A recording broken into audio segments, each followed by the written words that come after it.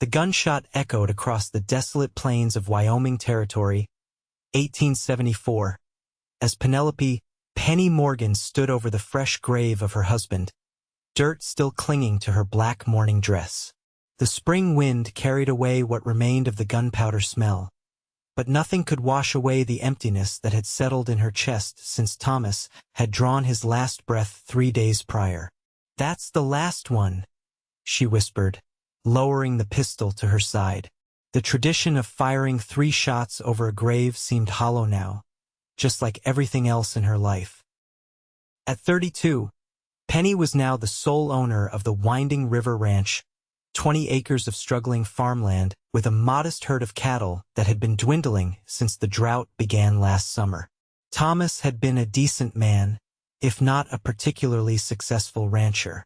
Their marriage had been one of convenience and mutual respect rather than passion, but she had grown fond of him over their 7 years together. Now she was alone, with only the ranch hands who might not stay once they realized how dire the financial situation had become. Penny tucked a stray auburn curl back under her black bonnet and turned away from the grave, heading toward the ranch house on the hill. The April sun was setting, casting long shadows across the plains, and she had too much work to do to linger among the dead. The journey back to the house felt longer than usual, each step weighted with the knowledge that Thomas would not be waiting for her at the kitchen table with his evening coffee. As she approached the weathered 2-story structure that had been her home since her marriage, she noticed a figure slumped against the hitching post out front. A man, or what remained of one, barely managed to stay upright on his horse. His clothes were tattered, his face obscured by several days' worth of beard and the wide brim of a dust-covered hat. Blood stained his shirt, and one arm hung limply at his side. "Madam," he managed, his voice a dry rasp, "I don't mean to impose, but I seem to be in need of some assistance." Before Penny could respond, the stranger pitched forward, sliding from his saddle to land in a heap at her feet. "Samuel!" Penny called out to her ranch foreman who was crossing the yard. "Help me get this man inside." Samuel, a grizzled man in his 50s who had worked for Thomas since before their marriage, hurried over. Together, they managed to drag the unconscious stranger into the house and onto the sofa in the parlor. "Who do you reckon he is?"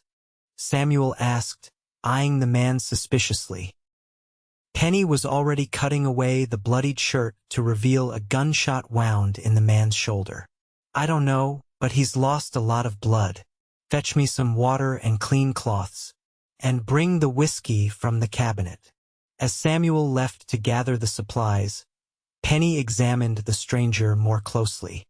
Despite his current state, she could tell he was a handsome man, perhaps in his late 30s. His face was weathered by sun and hardship, with lines at the corners of his eyes that suggested he'd once smiled easily. His hands were calloused, a working man's hands, and a faded scar ran across his right knuckles. When Samuel returned with the supplies, Penny set to work cleaning the wound. The stranger groaned but didn't wake as she extracted the bullet, a small lead ball that had lodged against his shoulder blade. By the time she finished stitching and bandaging him, night had fallen completely, and the lamp in the parlor cast eerie shadows across the room. "You think it's wise, keeping him here?" Samuel asked, standing in the doorway. "Thomas ain't even cold in his grave, and you're bringing in strays." Penny straightened, wiping her hands on a bloodied cloth. "What would you have me do? Leave him to die on my doorstep? This man needs help, and I won't turn away someone in need." Thomas would have done the same. Samuel nodded reluctantly. "I'll keep an eye on him tonight. You should get some rest, Mrs. Morgan. Been a long few days." Penny nodded, suddenly aware of the bone-deep exhaustion that had settled into her body. "Thank you, Samuel. Wake me if there's any change." She retreated to her bedroom upstairs, leaving the door ajar so she could hear if Samuel called. Sleep came in fitful bursts, interrupted by nightmares of Thomas's death and the strange feeling that something significant had shifted in her world with the arrival of the wounded man. At dawn, Penny woke to the sound of movement downstairs. She dressed quickly and made her way to the parlor, where she found her patient awake, attempting to stand. "You shouldn't be moving," she said firmly, crossing the room to ease him back onto the sofa. The man looked up at her, and Penny was startled by the intensity in his blue eyes. They were the color of a summer sky, startling against his sun-darkened skin. "Where am I?" he asked, his voice clearer than the previous day but still rough. "Winding River Ranch, about 15 miles east of Laramie," Penny replied. "I'm Penelope Morgan. You collapsed at my door yesterday evening with a bullet in your shoulder." The man grimaced, touching the bandage gingerly. "I owe you my thanks, then." "You do," Penny agreed. "Starting with your name." He hesitated, as if weighing his options, then sighed. "Jackson. Jackson Reed. Most folks call me Jack." "Well, Mr. Reed, you're welcome to stay until you're well enough to travel. But I'd appreciate knowing how you came to be shot and why you ended up at my ranch specifically." Jackson's expression darkened. "I wasn't aiming for your ranch in particular, madam. I was just trying to put distance between myself and the men who did this." He gestured to his shoulder. "As for how I got shot, that's a longer story than I've got the strength for right now." Penny studied him, trying to decide if he was being truthful. There was something haunted in his eyes, a weight of experience that spoke of a difficult past. But she detected no immediate dishonesty. "Rest then," she said finally. "I'll bring you some broth when it's ready. But Mr. Reed, Jack, I just buried my husband 3 days ago. I'm in no mood for trouble on my land. If you've brought danger to my door, I expect you to be honest about it." Jackson held her gaze steadily. "I understand, Mrs. Morgan, and I'm sorry for your loss." His eyes conveyed genuine sympathy. "I won't bring trouble to your door if I can help it. As soon as I'm able, I'll move on." Penny nodded and left to prepare breakfast. In the kitchen, she found Samuel already brewing coffee. "Our guest is awake," she informed him. "Says his name is Jackson Reed." Samuel frowned. "Reed. That name sounds familiar." "Does it?" Penny asked, reaching for a pot to start the broth. "Might have heard something in town last time I was there. There was talk of a gunfight down near Cheyenne. Some hired gun who turned on his employer and got himself on the wrong side of the Davidson gang." Penny's hand stilled on the pot handle. The Davidson gang was notorious throughout the territory, cattle rustlers and worse who operated with near impunity due to their connections with corrupt officials. "You think our Mr. Reed is that gunfighter?" Samuel shrugged. "Can't say for sure. But if he is, and if the Davidsons are after him, we could be in for a world of trouble." Penny considered this as she prepared the broth. If Jackson was running from the Davidsons, harboring him could indeed be dangerous. But she couldn't bring herself to turn out an injured man, regardless of his past. "We'll keep an eye on him," she decided. "And I'll send you into town later to see what news there is. For now, we treat him like any other wounded soul in need of help." When she returned to the parlor with a bowl of broth, she found Jackson sitting up, looking more alert. "Think you can manage?" she asked, holding out the bowl. He nodded, taking it with his good arm. "Thank you. You didn't have to do any of this." "No, I didn't," Penny agreed, sitting in the armchair opposite him. "But my father raised me to believe that you don't turn away from someone in need, no matter how inconvenient the timing." Jackson's lips quirked in what might have been the ghost of a smile. "Your father sounds like a wise man." He was. Penny watched as Jackson ate, noticing the careful, controlled way he moved. This was a man accustomed to hardship, to hiding pain. "Are you a gunfighter, Mr. Reed?" The question seemed to catch him off guard. He looked up sharply, then set the bowl aside. "I've been called that, among other things." I've done work that required a gun, yes. And is that why you were shot?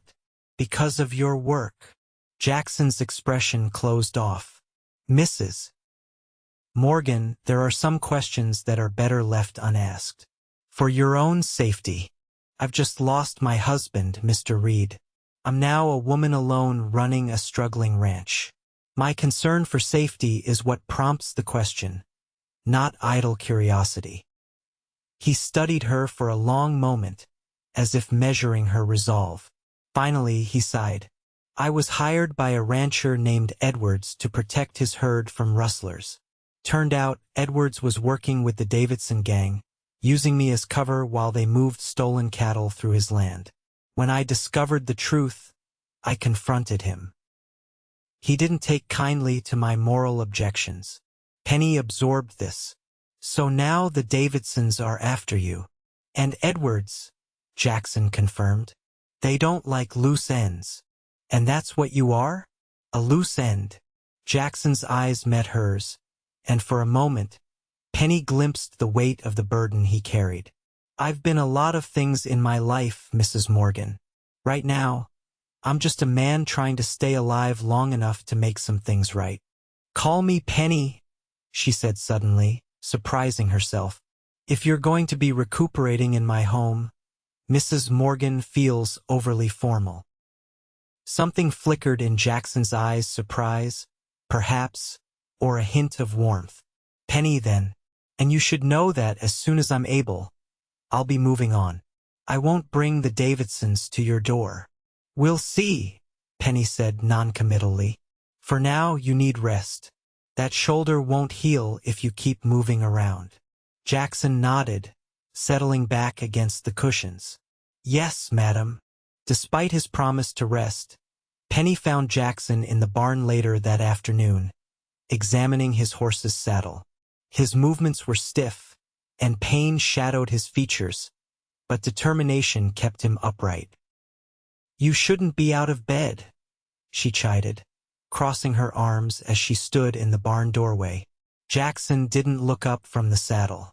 I needed to check on my horse and my belongings. Your horse is fine. Samuel has been taking good care of him.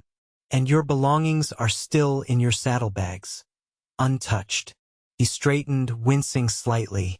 I didn't mean to imply otherwise. Old habits are hard to break. When you live the way I have, you learn to keep track of your possessions and your exit routes. Penny stepped further into the barn, noting the fine quality of Jackson's horse, a strong buckskin gelding that must have cost a considerable sum. Is that what you're doing now? Planning your exit. Jackson turned to face her fully. In the filtered light of the barn, with his guard momentarily lowered, he looked less like a dangerous gunfighter and more like a weary traveler. I should be well enough to ride in a few days. The longer I stay, the more danger I bring to your door. My door has seen its share of danger, Penny replied. This territory isn't kind to anyone, especially not widows trying to keep a ranch afloat. All the more reason for me to move on. You have enough troubles without adding mine to the pile. Penny stepped closer, close enough to see the flecks of gray in his beard and the way his eyes narrowed slightly in response to her proximity. Mr. Reed, Jack, I'm not afraid of trouble. What I am afraid of is failing to uphold the principles my father and husband lived by. You're injured. You need time to heal properly. And while you do that, you'll be under my roof, where I can at least be sure you're not bleeding out on the trail somewhere. Jackson's expression softened slightly. You're a stubborn woman, Penny Morgan. So I've been told. Now, will you come back inside willingly? Or do I need to have Samuel assist you? A ghost of a smile touched Jackson's lips. I think I can manage on my own, thank you. As they walked back to the house together, Penny couldn't help but notice the way Jackson scanned the horizon, ever vigilant for approaching threats. It was the habit of a hunted man, and it stirred something protective within her that she hadn't felt in a long time. Over the next few days, Jackson's strength began to return. Though he still favored his injured shoulder, He insisted on making himself useful around the ranch. Penny found him one morning repairing a broken chair in the kitchen. His movements careful but practiced. "You're good with your hands," she observed, setting down a basket of eggs she'd collected from the henhouse. Jackson looked up, a small smile playing at the corners of his mouth. "My father was a carpenter before he took to ranching. He taught me the basics before I was tall enough to see over his workbench." "You don't talk much about your past?" Penny noted, beginning to prepare breakfast. "Not much worth talking about," Jackson replied, turning his attention back to the chair. "Grew up on a small ranch in Colorado. Left home at 17 after my parents died in a fire. Spent some time with the Army as a scout, then drifted. Picked up skills where I could, took jobs as they came, and became a gunfighter." Jackson's hands stilled on the chair. "That came later. After the war, there were a lot of men with guns and not enough honest work to go around. I found I had a talent for handling trouble, and trouble found me with increasing regularity." "Is that how you see yourself? As trouble?" He looked up at her then, his blue eyes intent. "Isn't that what I am? A wounded gunfighter bringing the threat of violence to your door. You're also a man who fixes broken chairs and checks on his horse before tending to his own wounds," Penny countered. "People aren't just one thing, Jack. We're all a collection of choices and circumstances." Jackson seemed to consider this, his expression thoughtful. "That's a generous view of human nature." "Not generous, just honest." Penny cracked eggs into a bowl. "I've known men who wore respectability like a Sunday suit but were cruel behind closed doors. And I've known outlaws who would give their last dollar to a hungry child. The label matters less than the heart beneath it." "And what do you make of my heart, Penny Morgan?" The question was quiet, almost vulnerable. Penny met his gaze steadily. "I think it's wounded in ways that have nothing to do with the bullet I dug out of your shoulder." A heavy silence hung between them, filled with unspoken acknowledgments. Then Jackson nodded once and returned to his work on the chair. But something had shifted between them, a recognition of shared understanding that neither was prepared to name. That evening, as they sat on the porch after dinner, watching the last light fade from the sky, Jackson broke the comfortable silence. "Your ranch is beautiful. Reminds me of the place where I grew up." Penny smiled, looking out over the land that had become her home. "It has its moments, though lately, those moments have been outnumbered by hardships. The drought last summer hit us hard, and we lost a good portion of the herd to disease over the winter." "Is that why you're short-handed?" "I've only seen Samuel and the young hand Billy." "Is it?" "Yes. We had to let the others go after Thomas fell ill. Couldn't afford to keep them on." Penny sighed. Thomas was a good man, but he wasn't the most practical of ranchers. He was always chasing the next big idea instead of focusing on what was in front of him. Jackson nodded thoughtfully. "And now you're left to pick up the pieces. That's life, isn't it? We all pick up pieces of one sort or another." Jackson's eyes were reflective in the fading light.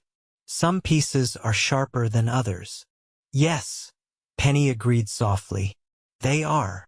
The following morning, Penny was in the garden behind the house, planting the spring vegetables that would sustain them through the coming months, when she heard the thunder of approaching hooves. She straightened, wiping her hands on her apron, and saw Jackson emerge from the barn, a rifle in his hands. "Get inside," he called to her, his voice low and urgent. "Now." Penny hesitated only a moment before obeying, hurrying toward the house. From the window, she watched as 3 riders approached the ranch, dust billowing behind them. Samuel emerged from the bunkhouse, shotgun in hand, and positioned himself near the water trough, a strategic spot that offered both cover and a clear line of sight. Jackson stood his ground in the yard, the rifle held easily in his hands, his posture deceptively relaxed. But Penny could see the tension in his shoulders, the readiness in his stance. The riders slowed as they approached, and Penny recognized the lead rider as Marshal James Blackwood from Laramie. Relief flooded through her until she noticed the hard set of the marshal's face and the way his hand rested near his holstered pistol. She hurried outside, ignoring Jackson's sharp look of warning. "Marshal Blackwood," she called, stepping onto the porch. "What brings you to Winding River?" Blackwood touched the brim of his hat in greeting. "Mrs. Morgan, sorry to intrude, especially so soon after your loss. But I'm afraid this is official business." His eyes shifted to Jackson. "That man is wanted for questioning regarding the murder of rancher George Edwards near Cheyenne last week." Penny felt her heart sink, but she kept her expression neutral. "This is Jackson Reed, Marshal. He's been working for me since shortly after my husband's passing, helping with repairs around the ranch." Blackwood's eyes narrowed. "Is that so? And I suppose those repairs include taking a bullet to the shoulder? We heard about a wounded man matching Reed's description heading this way." Jackson remained silent, his eyes fixed on the marshal, the rifle still held loosely in his grip. "Mr. Reed had an accident while repairing the barn roof," Penny said smoothly. "He's been recovering under my care." "Mrs. Morgan," Blackwood said, his tone gentler now, "I understand you might feel indebted to this man if he's been helping you, but Jackson Reed is a dangerous individual. He's suspected of killing Edwards and injuring 2 of Edwards' men before fleeing. The territorial governor himself has taken an interest in this case. Because of the Davidson's influence, no doubt." Jackson finally spoke, his voice level. "Tell me, Marshal, did your investigation reveal that Edwards was working with the Davidson gang? That he was using his ranch to move stolen cattle across the territory?" Blackwood's expression hardened. "That's a convenient story, Reed. But it doesn't explain why you shot an unarmed rancher." "Edwards wasn't unarmed when he shot me," Jackson replied. "And he wasn't dead when I left him. If he's dead now, you might want to ask his partners about that. They don't like loose ends." Tension crackled in the air between the 2 men. Penny stepped forward, placing herself deliberately between Jackson and the marshal. "Marshal Blackwood, as I said, Mr. Reed has been working for me. If you have questions for him, you're welcome to ask them here. But I won't have you dragging him off based on suspicions and hearsay." Blackwood sighed. "Mrs. Morgan, I respect your position, but this isn't a request. I have the authority to take Reed into custody for questioning. And I have the authority to demand you produce a warrant before you set foot on my property." Penny countered, drawing herself up to her full height.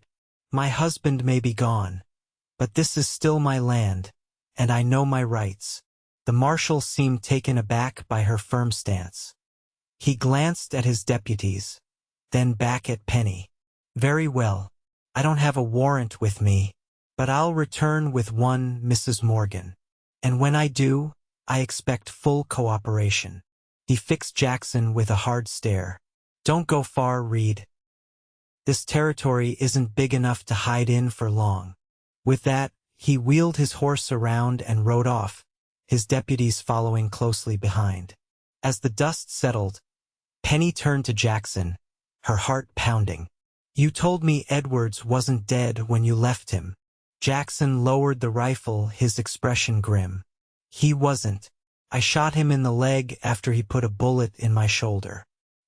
He was very much alive and cursing my name when I rode away." "Then who killed him?" "The same people who want me dead," Jackson said. "The Davidsons clean up their messes thoroughly." Penny processed this, aware of Samuel watching them intently from his position by the water trough. "You need to leave," she said finally, "before the marshal returns with that warrant." Jackson nodded, his eyes searching her face. "I know. I've already brought too much trouble to your door." "That's not what I meant," Penny said quickly. "I believe you, Jack. About Edwards, about the Davidsons. But you won't get a fair hearing from Blackwood, not with the influence the Davidsons have in this territory. If you stay, they'll take you and you'll never make it to trial. Jackson seemed surprised by her assessment. You seem very certain of that. My father was a lawman in Kansas before we moved to Wyoming, Penny explained. I grew up understanding how justice works and how it fails in these territories. The Davidsons have bought themselves protection from the highest offices down to the lowest deputies. They'll make sure you never get the chance to tell your story. Jackson considered this, then nodded slowly. You're probably right, but leaving means putting you at risk. Blackwood will think you helped me escape. Let me worry about Blackwood, Penny said firmly. You need to be gone before he returns. Samuel approached, having heard their conversation. Mrs. Morgan's right, Reed. But you can't just ride out on the main trails. They'll be watching those. You need to head through the high country, follow the ridgeline east until you hit the Big Laramie River. From there, you can make your way north into Montana Territory. Jackson looked between them, something like wonder in his eyes. Why would you help me like this? You barely know me. Penny met his gaze steadily.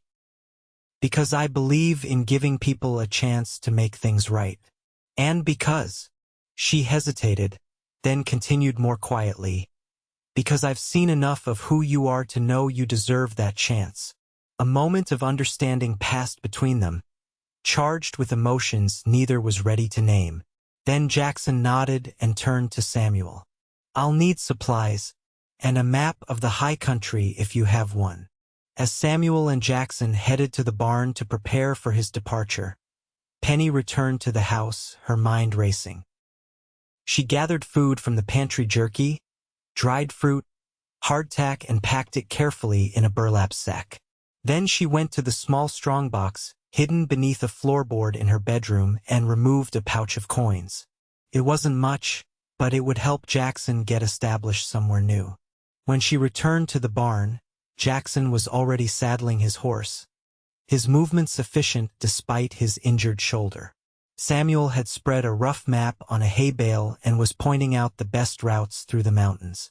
Take this, Penny said, handing Jackson the provisions and the coin pouch.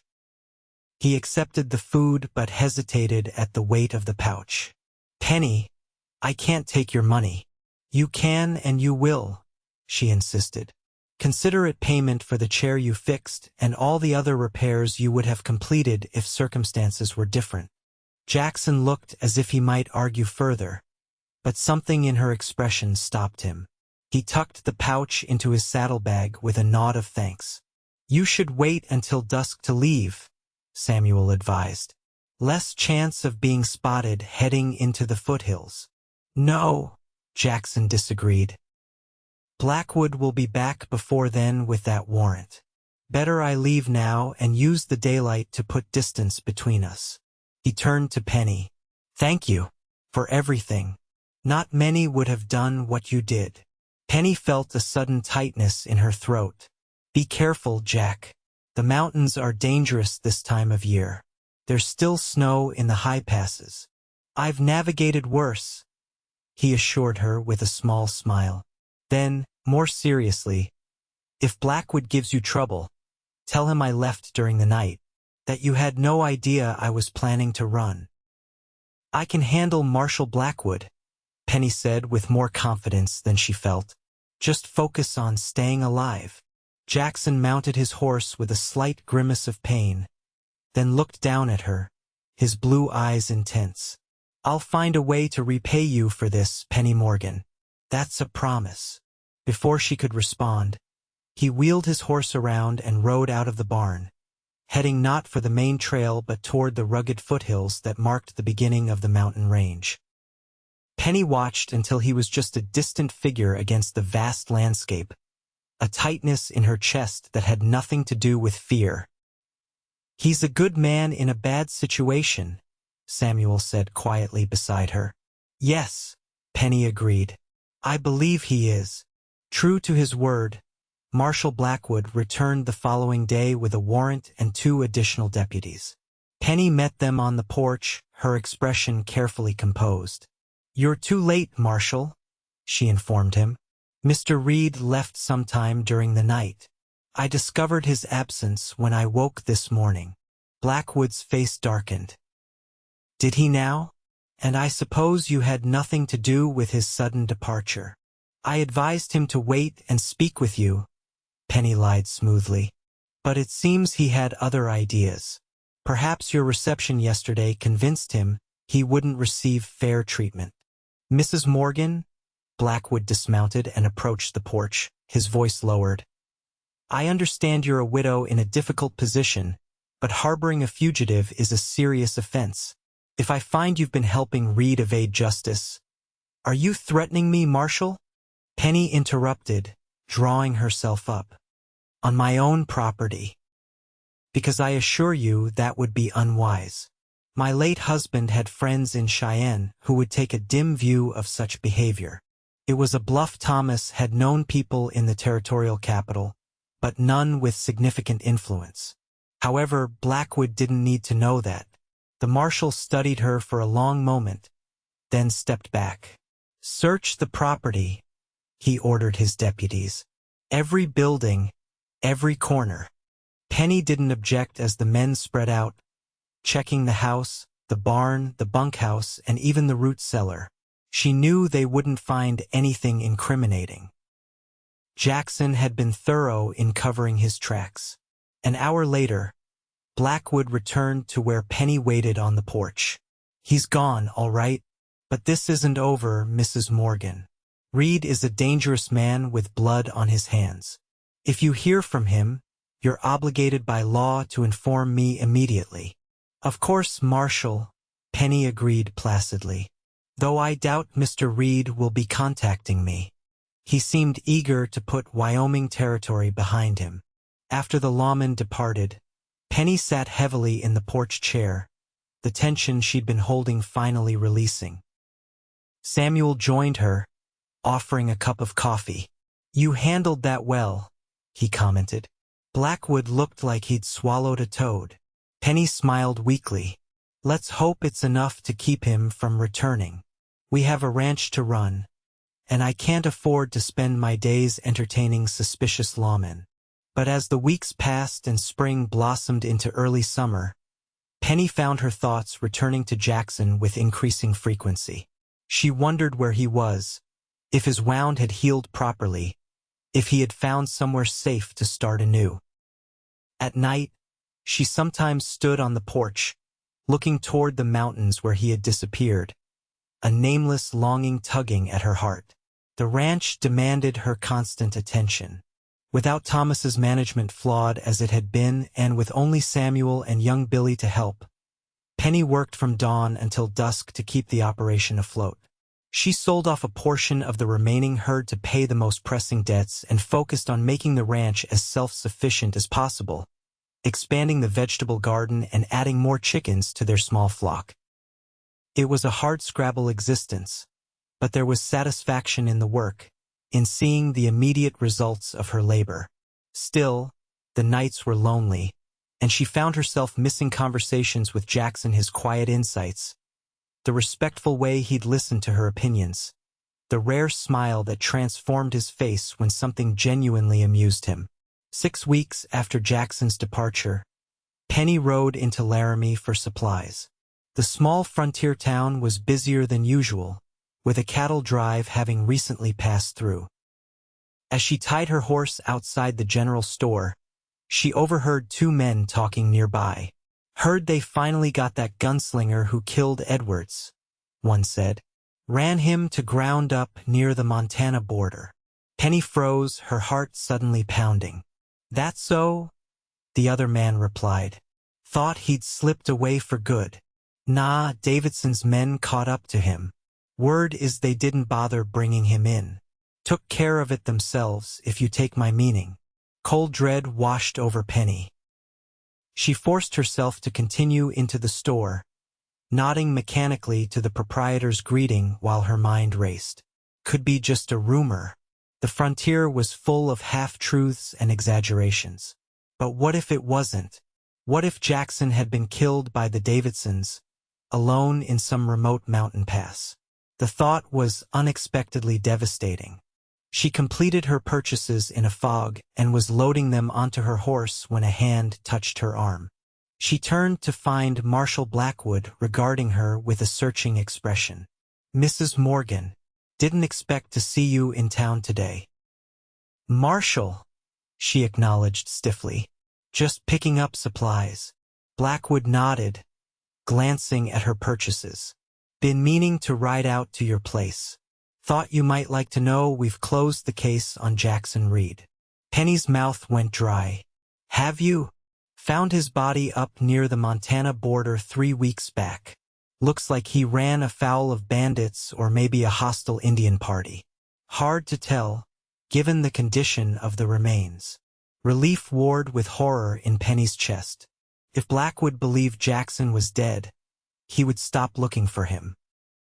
But the implication that a body had been found.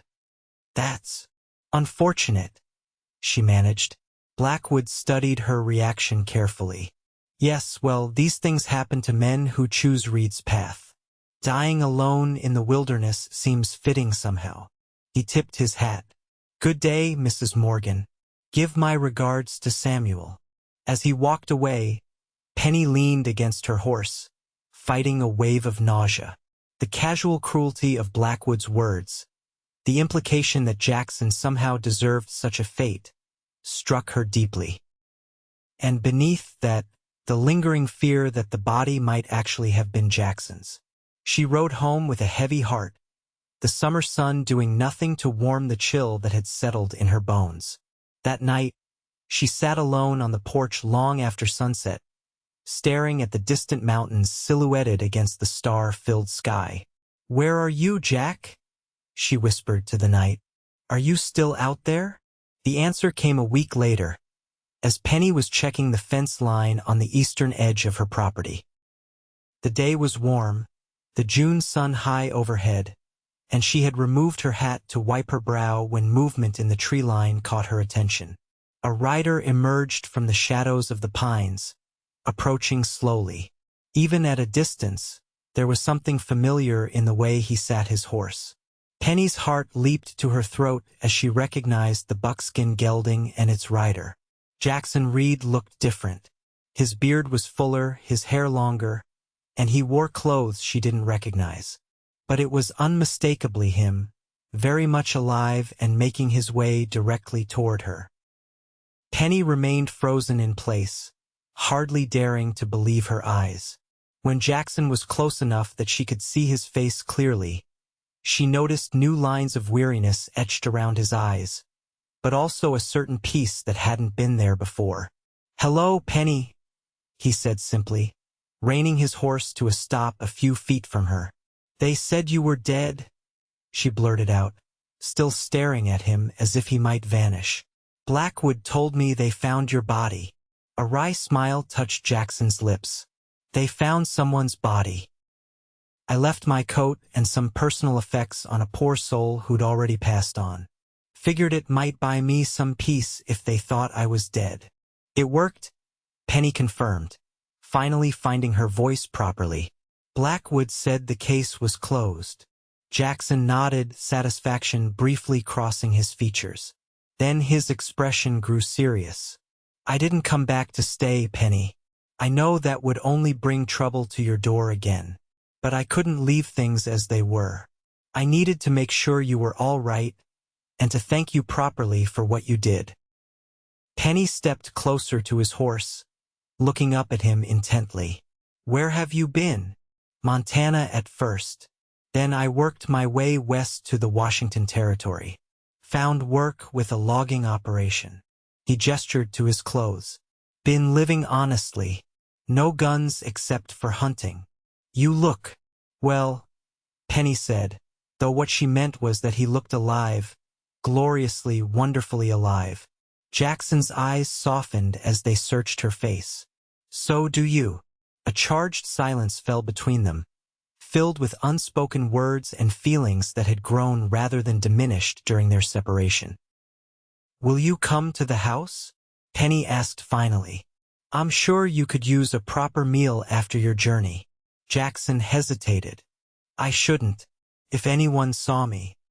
Samuel and Billy are in town until tomorrow. It's just me at the ranch today.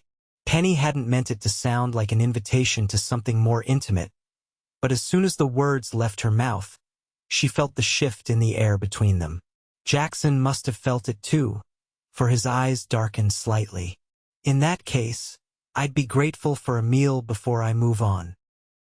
They rode back to the ranch together, the familiar landscape seeming somehow different with Jackson beside her. At the house, Penny busied herself preparing food while Jackson tended to his horse. The domestic normalcy of it struck her as both strange and right, as if they had done this together many times before. Over a simple meal of beans, cornbread, and coffee, Jackson told her more about his time away. How he'd taken work where he could find it, always using different names, always moving before people could ask too many questions. How he'd begun to build a small stake, planning to buy land far from Wyoming, perhaps in Oregon, where the Davidsons' reach couldn't extend. And you came back here, risking everything you've built, just to thank me? Penny asked when he'd finished his tale. Jackson met her gaze steadily. Not just to thank you, to see you, to make sure you were all right. He paused, then added quietly, I couldn't seem to put you out of my mind, Penny Morgan. Believe me, I tried. The simple honesty of his words stirred something deep within her. I thought of you too, she admitted. Often. Jackson's hand moved across the table, stopping just short of touching hers. I have no right to say this, and even less right to act on it. But meeting you changed something in me, made me want to be better than I was, made me want things I'd given up hoping for.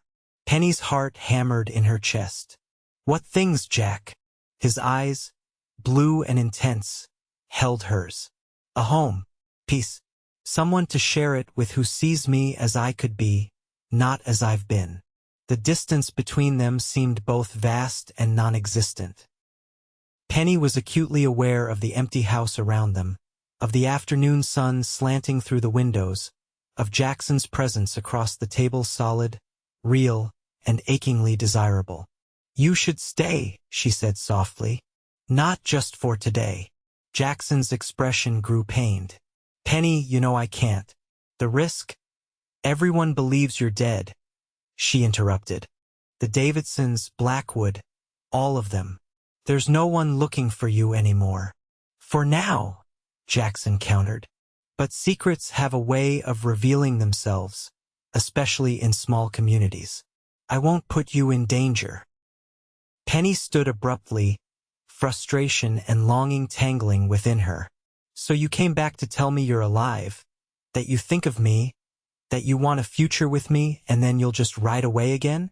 Jackson rose too, his expression conflicted. I came back because I had to see you, because the thought of you believing I was dead was unbearable. But staying would be selfish. And leaving isn't? Penny challenged, stepping around the table to face him directly. Deciding what's best for me without asking what I want? What do you want, Penny? Jackson asked, his voice dropping lower. I want you to stay, she said simply. I want to see if what I feel for you, what I think you feel for me, is real. I want a chance to find out who we could be together. Jackson's resolve visibly wavered. He reached out, his fingers lightly tracing the curve of her cheek. You deserve better than a man with my past. A man who might still bring danger to your door. I deserve to make my own choices, Penny countered, leaning slightly into his touch. And I choose you, Jack. I have since the day you collapsed at my doorstep. Something broke in Jackson's expression, a wall crumbling, revealing the raw emotion beneath. I've never wanted anything the way I want to stay with you, he confessed, his voice rough. But I'm afraid. Not for myself, but for you. Penny covered his hand with her own, pressing it more firmly against her cheek. Then stay afraid with me. We'll face it together. Jackson's other hand came up to frame her face, his touch gentle despite the calluses that spoke of hard work and harder living. "Penny," he breathed, and her name sounded like a prayer on his lips. When he kissed her, it was tentative at first, as if he expected her to come to her senses and push him away. But Penny had never felt more certain of anything in her life. She slid her arms around his neck, drawing him closer, deepening the kiss with a boldness that surprised even her. Jackson responded with equal fervor, his arms encircling her waist, pulling her against him as if trying to eliminate any space between them. The kiss spoke of weeks of longing, of possibilities deferred, of hunger too long denied. When they finally broke apart, both breathing heavily, Jackson rested his forehead against hers.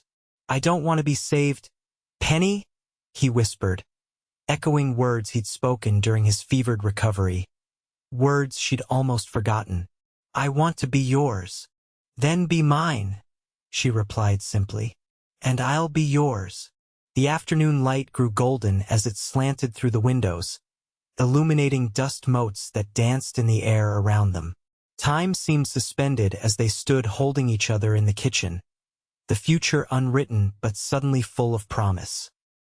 That night, as they lay together in Penny's bed, the barriers between them finally fallen, Jackson traced lazy patterns on her bare shoulder.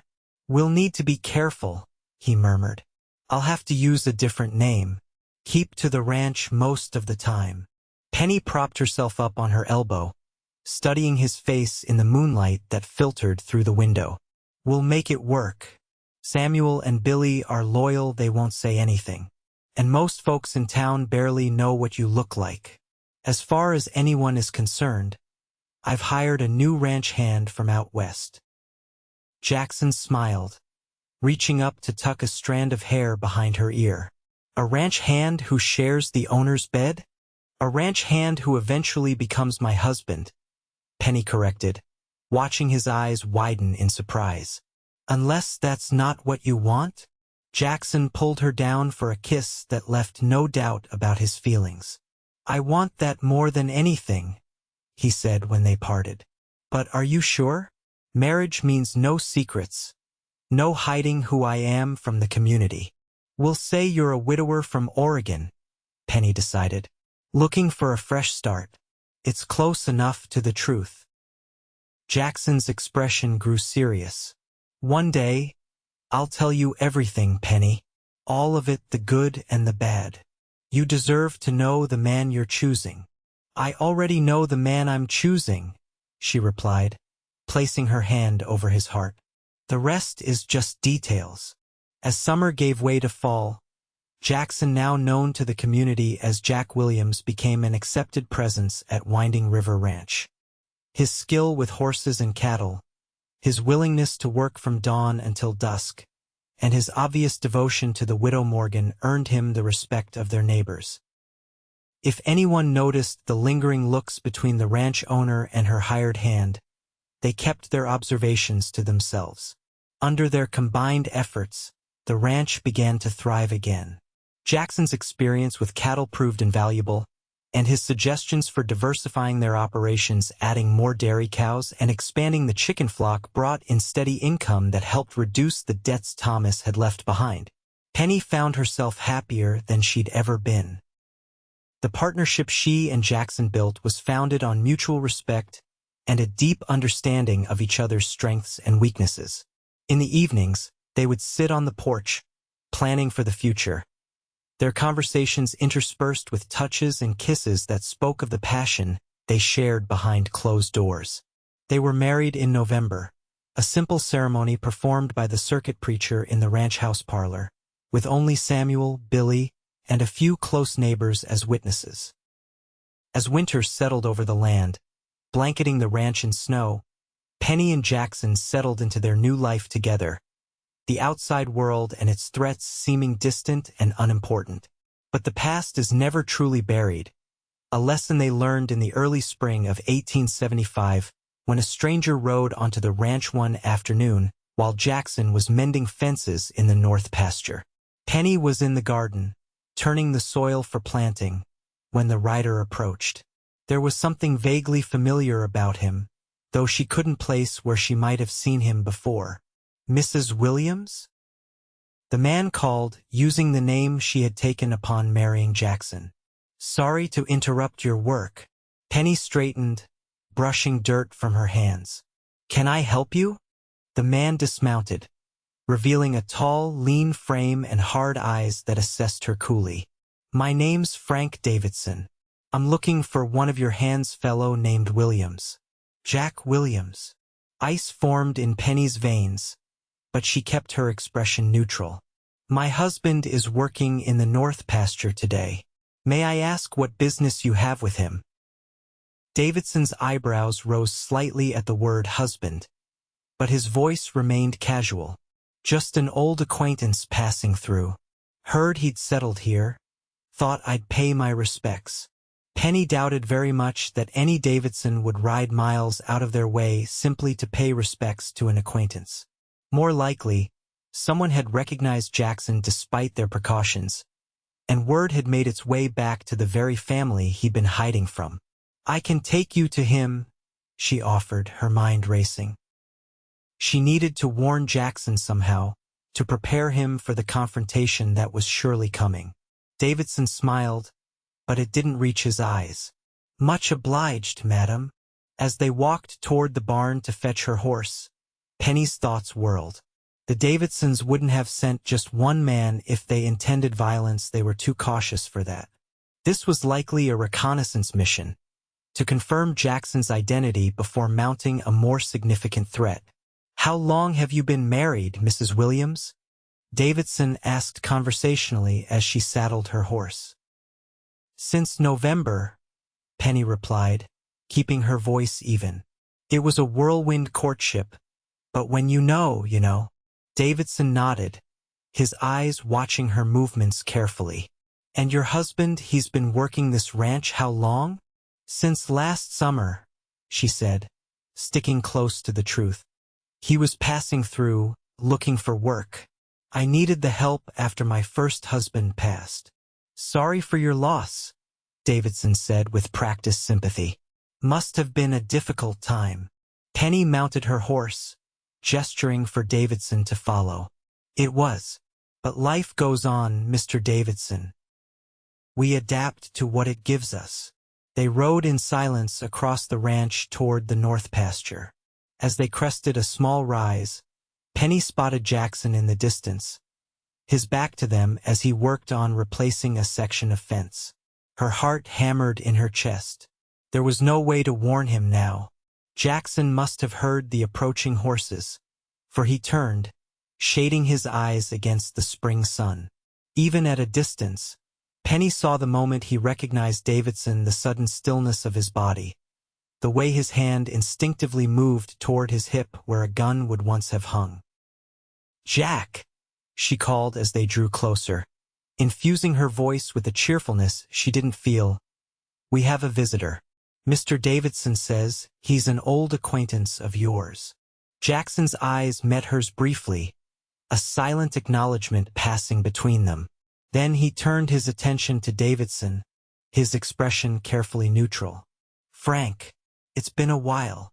Davidson dismounted, his movements deliberately non-threatening. Sure has, Reed. Or Williams, I guess it is now. He glanced between Jackson and Penny. Married life seems to agree with you. Never figured you for the settling down type. People change, Jackson replied, setting down his tools and wiping his hands on his trousers. What brings you to Winding River? Davidson's smile was thin.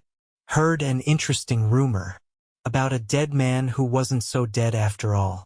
My father was curious enough to send me to see for myself. Penny tensed, but Jackson remained outwardly calm.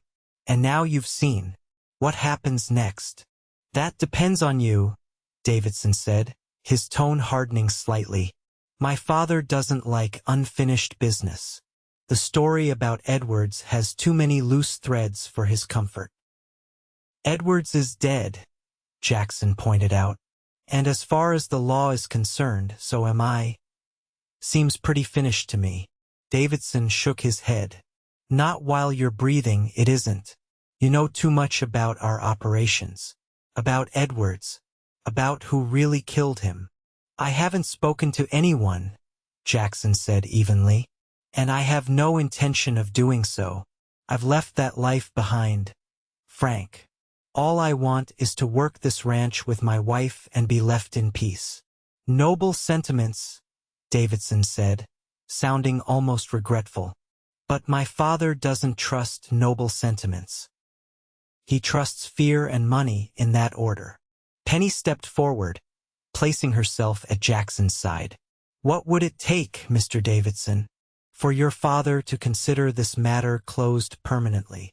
Davidson's eyes assessed her with new respect. You're a direct woman, Mrs. Williams. I admire that. He considered for a moment. $20,000 would probably satisfy him. It's what he lost when the Edwards operation fell apart. Jackson let out a short, disbelieving laugh. 20,000? You know I don't have that kind of money. I figured as much, Davidson agreed. Which leaves us with a problem. Penny felt Jackson tense beside her, preparing for whatever might come next, but she placed a restraining hand on his arm. What if we could prove we're not a threat to your father's operations? What if we had something valuable to offer in exchange for peace? Davidson looked intrigued. I'm listening. The ranch sits on a strategic position for moving cattle between the northern and southern territories, Penny explained. We could provide safe passage for your herds when needed. No questions asked.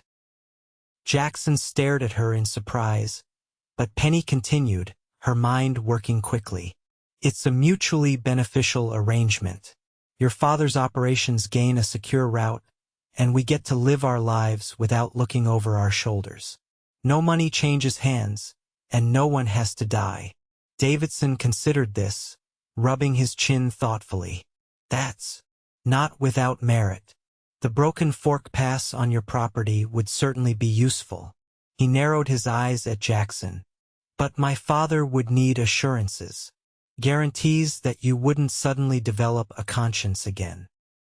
My conscience is fine with looking the other way for cattle, Jackson said firmly. As long as that's all it is. No guns, no violence, no other business on our land. Davidson nodded slowly. I'll take the proposal to my father. Can't promise he'll accept it, but it's better than the alternatives. He remounted his horse, looking down at them with an unreadable expression. Expect to hear from us within the week. Until then, enjoy your marital bliss. It would be a shame to see it cut short. With that parting threat hanging in the air, he rode away, leaving Penny and Jackson standing together in the pasture. Are you out of your mind? Jackson asked when Davidson was out of earshot. Offering our land as a route for stolen cattle? That makes us accomplices. It buys us time, Penny countered. And it's better than the alternative. Do you think he rode out here alone just to confirm you were alive? They're watching Jack. Probably have been for days. If we'd refused outright, we might not have seen the morning. Jackson ran a hand through his hair, frustration evident in every line of his body. I never wanted to drag you into this. This is exactly what I was afraid of. I'm already in it, Penny reminded him. Have been since the day you collapsed at my door. We're in it together now. She took his hands in hers. And together, we'll find a way through it. What way? Jackson demanded. If we agree to their terms, we become part of their operation. If we refuse, they'll kill us both. If we run, they'll find us eventually. The Davidsons have a long reach. Penny's mind raced, considering and discarding options. What about Marshal Blackwood? Jackson snorted. Blackwood is probably on the Davidsons' payroll. Maybe, but what about the territorial governor? Or the federal marshals? The Davidsons may have influence, but they're not untouchable. A thoughtful expression crossed Jackson's face. "You're thinking of turning evidence against them." "It would have to be significant evidence," Penny acknowledged. "Enough to make it worth the risk for the authorities to move against the entire operation. And we'd need protection afterward, new identities, a new place to live." Jackson was quiet for a long moment, his eyes scanning the ranch that had become their home. "You'd be willing to leave all this behind? Start over somewhere new?" Penny followed his gaze, taking in the land she'd worked so hard to maintain, the house where they'd built their life together. "This place is just land and buildings, Jack. You're my home now. Wherever we go, whatever we do, as long as we're together, I'll be where I belong." The raw emotion that crossed Jackson's face made her heart swell. He pulled her into his arms, holding her tightly. "I don't deserve you," he murmured against her hair. "You deserve happiness," Penny corrected him. "We both do, and we're going to fight for it." Over the next few days, they formulated their plan. Jackson had kept detailed mental notes of the Davidson operation from his time working with Edwards' routes, contacts, corrupt officials. With Penny's help, he wrote everything down, creating a comprehensive picture of the criminal enterprise that had operated with impunity for years. "This won't be enough," Jackson said as they reviewed the documents spread across the kitchen table.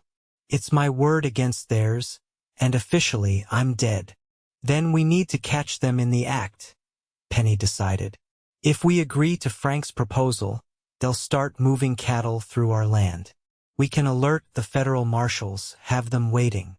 Jackson looked troubled. "That's incredibly dangerous, Penny. If the Davidsons get even a hint that we've betrayed them, it's all dangerous," she interrupted gently. "But doing nothing is the most dangerous option of all." When Frank Davidson returned 3 days later, he brought news that his father had conditionally accepted their proposal. The first herd would move through their property in 2 weeks' time. If everything went smoothly, a more permanent arrangement would be established. "My father appreciates practical solutions," Frank said as they sat in the ranch house parlor. "Though he still has his reservations about your reliability." "We understand," Penny replied smoothly. "We'll prove ourselves with actions rather than words." After Davidson left, Jackson and Penny set the second phase of their plan in motion.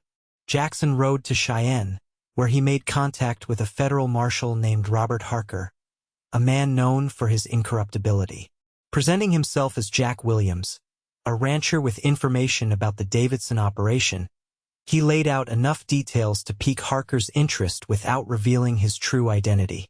Harker agreed to bring a team of deputies to Winding River Ranch before the cattle drive was scheduled to pass through. They would hide in the hills overlooking Broken Fork Pass and catch the Davidsons red-handed with stolen cattle. The night before the operation was to take place, Penny and Jackson sat on their porch, watching the stars emerge one by one in the darkening sky. "Are you afraid?" Penny asked, her hand entwined with his. Jackson considered the question. "Not of dying. I've faced that possibility too many times to fear it anymore." He squeezed her hand. "But I'm afraid of losing this. Losing you. Of making a mistake that costs us everything we've built." "We've done everything we can," Penny assured him. "Harker and his men are in position. By this time tomorrow, the Davidsons will be in custody, and we'll be on our way to a new life. And if something goes wrong?" Penny turned to face him fully, her eyes reflecting the starlight. "Then we'll face it together. That's what we promised each other, isn't it?" Jackson leaned forward, pressing his forehead against hers. "Together," he agreed. "Always." They sealed the promise with a kiss that held both tenderness and urgency, aware that the coming day would either free them from the shadows of the past or bind them to it forever. Dawn broke clear and cool, the spring sun promising warmth as it climbed higher in the sky. Jackson and Penny went about their morning chores as usual, trying to maintain an appearance of normalcy despite the tension that hummed between them. By midday, they had positioned themselves near Broken Fork Pass, ostensibly checking fence lines but actually confirming that Marshal Harker and his deputies were in place among the rocks overlooking the narrow passage. 6 men, all well armed, Jackson reported quietly when he returned from his reconnaissance. Harker knows what he's doing. Penny nodded, her face pale but determined. How many men do you think the Davidsons will bring? For a small operation like this? Probably no more than 10. They won't want to attract attention. They didn't have to wait long. Shortly after 2 o'clock, the distant sound of cattle and horses reached them. Jackson tensed, his hand instinctively reaching for the rifle they'd brought with them, supposedly for protection against predators. Remember, he told Penny urgently, if anything goes wrong, you ride for the house. Don't wait for me, don't look back. Just get to safety. Penny met his gaze steadily. Nothing will go wrong. But if it does, we face it together. I'm not leaving you, Jack. Before he could argue further, the first riders appeared at the mouth of the pass. Frank Davidson led the group, followed by 8 men driving a herd of about 50 cattle. The brands on the animals' flanks had been crudely altered, but not enough to hide their original ownership. Jackson and Penny positioned themselves on the trail, as if they just happened to be there during their daily rounds. Frank raised a hand in greeting as he approached. Right on schedule, he called. My father appreciates punctuality. Jackson nodded stiffly. Everything's clear. You shouldn't have any trouble through the pass. Frank dismounted, studying them both with shrewd eyes. You seem tense, Williams. Having second thoughts about our arrangement. Just anxious to get it over with, Jackson replied. The sooner the herd moves through, the sooner we can get back to our regular work. Frank seemed about to respond when a shout came from above them. Marshal Harker and his deputies emerged from their hiding places, rifles trained on the Davidson men. Nobody move, Harker bellowed. Federal marshals. You're under arrest for cattle rustling and criminal conspiracy. For a moment, everything seemed frozen in perfect stillness. Then chaos erupted. The Davidson men drew their weapons, firing wildly at the marshals above them. The cattle, spooked by the gunfire, began to scatter, bellowing in panic. Frank Davidson's face contorted with rage as realization dawned. You, he snarled, reaching for his gun and turning it on Jackson. You treacherous son of a Jackson threw himself at Penny, knocking her to the ground as Frank's shot whistled over their heads. Rolling to his feet, Jackson drew his own rifle and fired in one fluid motion. Frank staggered back, a look of surprise crossing his face as blood blossomed on his chest. Penny, run! Jackson shouted, pulling her to her feet and pushing her toward the cover of nearby rocks. Gunfire filled the air as the marshals exchanged shots with the remaining Davidson men. Penny and Jackson crouched behind a boulder, Jackson's body protectively shielding hers as bullets ricocheted off the rocks around them. We need to move, Jackson said urgently. Work our way back toward the house. We're too exposed here. Penny nodded, her face pale but determined. Together, they began to edge along the rock face, using the boulders for cover as they retreated from the firefight. They had almost reached the tree line when a shot rang out, different from the others, closer. Jackson jerked violently, a grunt of pain escaping him as he fell to one knee. Jack! Penny cried, reaching for him. Keep going, he gasped. One hand pressed to his side where blood was beginning to seep between his fingers. I'm right behind you. But as Penny helped him to his feet, a figure stepped from behind a tree ahead of them, one of the Davidson men. His gun trained directly at them. End of the line, the man said grimly. The boss will want to know his son didn't die alone. Time seemed to slow as the man's finger tightened on the trigger. Jackson tried to push Penny behind him, but his wounded body reacted too slowly. Penny saw the flash of the muzzle, heard the deafening report, and then the gunman crumpled, a look of surprise frozen on his face as he fell. Marshal Harker stepped from the trees, his rifle still smoking. "You folks all right?" he called, hurrying toward them. "Jack's been hit," Penny replied, supporting her husband's increasingly heavy weight. "He needs a doctor." Harker whistled for his deputies, and together they carried Jackson back to the ranch house. The gunfight at the pass had ended. 3 of the Davidson men were dead, including Frank, and the rest had been captured. The stolen cattle had been rounded up and would be returned to their rightful owners. The local doctor was summoned from Laramie, and after an anxious hour of surgery on the kitchen table, he emerged with cautiously good news. The bullet had passed through Jackson's side without hitting any vital organs. With rest and proper care, he was expected to make a full recovery. "You're a lucky man, Mr. Williams," the doctor told Jackson as he finished bandaging the wound. "An inch to the left, and we'd be having a very different conversation." Jackson, pale but conscious, reached for Penny's hand. "I've always been lucky when it mattered most." Document. After the doctor left, Marshal Harker sat with them in the parlor, his expression grave. "You've done the territory a great service," he told them. "With Frank Davidson dead and the evidence you've provided, we should be able to dismantle the entire operation." Victor Davidson himself was arrested in Cheyenne this morning. "What happens now?" Penny asked, her hand still clutching Jackson's. "That depends," Harker replied, studying them both carefully. "Mr. Williams, or should I say Mr. Reed?" Jackson tensed, but the marshal raised a placating hand. "Your secret's safe with me. I figured it out when I saw you handle that rifle during the firefight." Jackson Reed had a very distinctive shooting style, according to the reports. "I'm not that man anymore," Jackson said quietly. Harker nodded. "I can see that.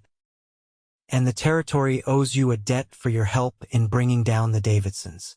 I think we can arrange for Jackson Reed to remain officially deceased, and for Jack Williams to continue his life here with his wife." He smiled slightly. "Consider it payment for services rendered." Relief washed over Penny so intensely that tears sprang to her eyes. "Thank you, Marshal." "Don't thank me yet," Harker cautioned. "There may still be Davidson loyalists out there who'll want revenge. You might want to consider relocating, at least for a while." Jackson and Penny exchanged a look, years of understanding passing between them in an instant. "We've been thinking about Oregon," Jackson said. "I hear the Willamette Valley is good country for raising cattle. And starting a family," Penny added softly, her hand resting momentarily on her stomach, a gesture that didn't escape Jackson's notice. His eyes widened in wonder, and a smile broke across his face that outshone any pain. "A family?" he repeated, his voice thick with emotion. Penny nodded, her own smile watery with happy tears. "I was waiting for the right time to tell you. Seems like the beginning of our new life is as good a time as any." Marshal Harker, witnessing this private moment, cleared his throat and stood. "I'll make the necessary arrangements for your new identities. You should be able to travel as soon as Mr. Williams is well enough." He tipped his hat. "Good luck to you both. You've earned your happiness." 6 weeks later, a wagon rolled slowly along the trail leading west from Laramie.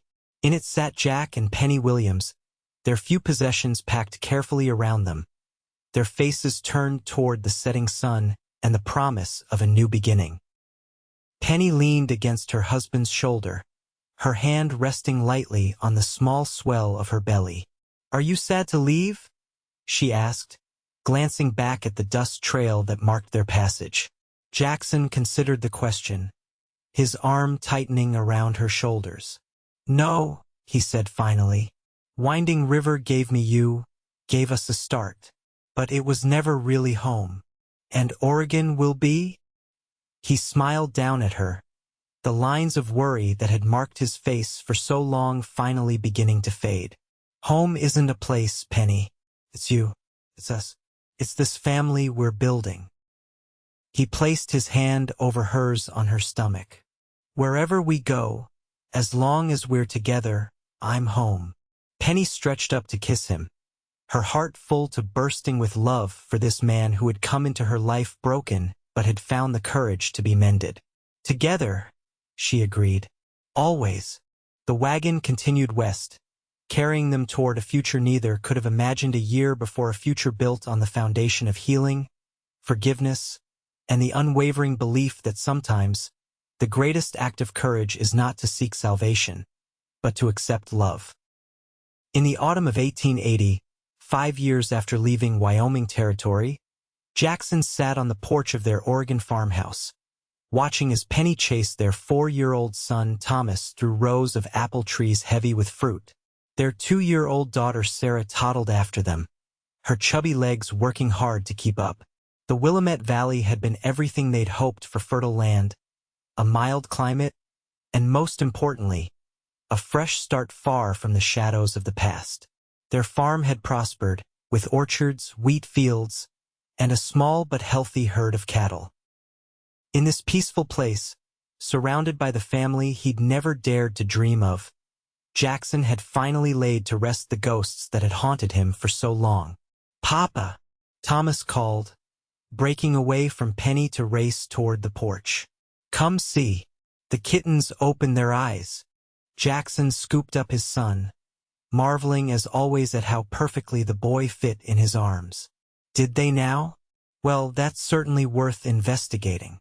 As they headed toward the barn, Jackson glanced back at Penny, who had lifted Sarah onto her hip and was following at a more leisurely pace. Their eyes met across the yard, and the love that passed between them was as strong and certain as the day they'd left Wyoming, riding toward an uncertain future with nothing but their faith in each other to guide them. "I love you," he mouthed silently. Penny's smile could have outshone the sun. "I love you too," she replied, the words carrying easily on the autumn breeze. And in that moment, Jackson knew with absolute certainty that he had found not just salvation, but something far more precious. He had found where he belonged. Not as a man saved from his past, but as a man wholly and completely cherished for all that he was, all that he had been, and all that he would become. In Penny's love, he had found not just a second chance, but a first true home.